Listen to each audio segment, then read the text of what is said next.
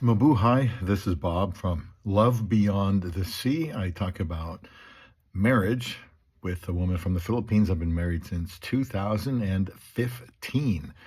I'm going to be continuing a series about signs to know when you should stop chatting with a Filipina, and you should want to know that so you don't marry the wrong one. And yes, it's important to ask a lot of questions, but sometimes you can tell, or you should be able to tell, maybe it's time to move on.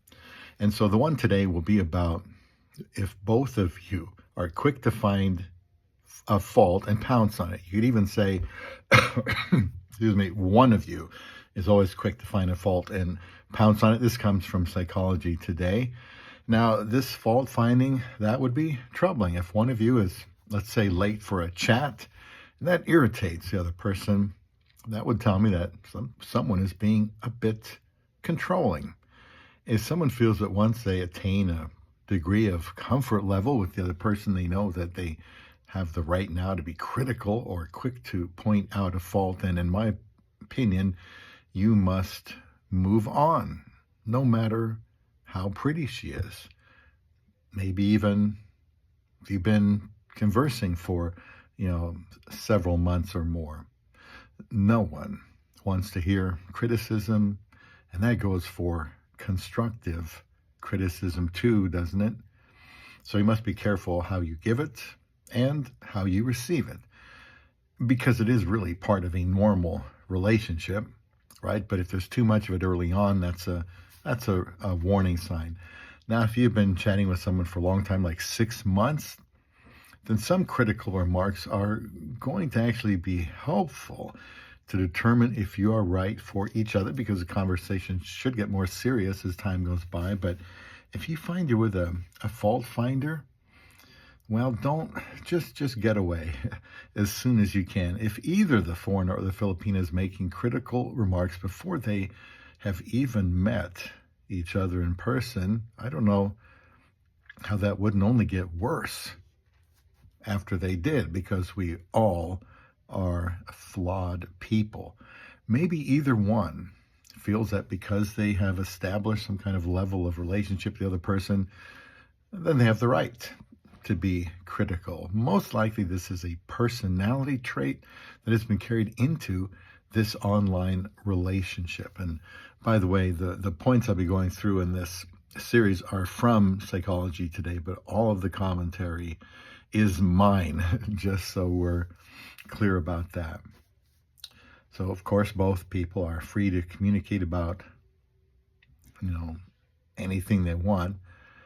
But I would think that you'd want to be on your best behavior all the time, especially early on.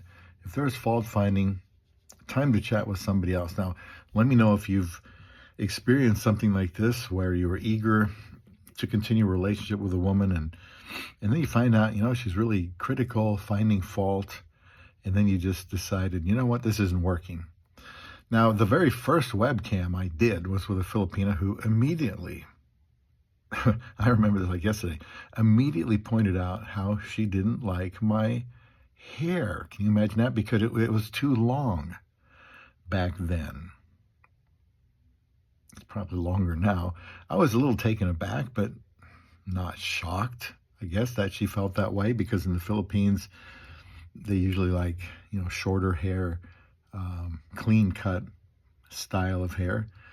But it was more her facial expression. I mean, she said she didn't like my hair, it was too long, but boy, she seemed like, I had just insulted her or something. She really took it hard. And I thought this was kind of critical and fault finding.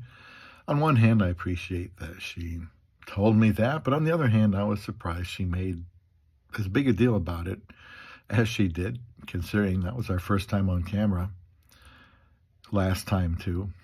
Not a deal breaker, but compare this to how my wife handled this situation.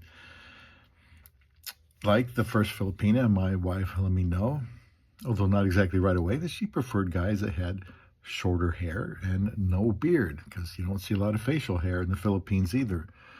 This preference of hers did not prevent us from continuing to chat, because we had chatted a lot already. about 4 hours a day, but we got married in 54 days. She would remind me in a non-threatening, non-judgmental way that she preferred that I didn't have a beard and that I cut my hair. She would work that in while we were continuing to get to know each other, just slip it in there. And this was smart on her part. And then one day, just out of the blue, I surprised her by shaving off my beard. Thought she would like that. That was my choice because, we'd started clicking already by then. And I wanted to surprise her and please her. She hadn't been controlling, really fault finding, or issued an ultimatum. She was patient, and eventually she got what she wanted. It took her a little longer to work on my hair. However, later on, after cutting off my beard, she moves to America. And in 2016, she sees all these men with beards. It seems like everybody has one. And she said, well, no, you look better in a beard, so I want you to have a beard. Then I think later she wanted me to shave it off. I said, no, that's enough. That's just enough back and forth. And I kind of got used to it, the beard. Of course, in the initial stages, you are trying to be kind and complimentary, not confrontational. But if the Filipina begins to find fault quickly and more than once, then it's very likely more or less time to move on. If you don't, you might find yourself in the next situation that we'll talk about when I make that video about when to stop chatting with a Filipina. So subscribe, leave a comment here on Love Beyond the Sea.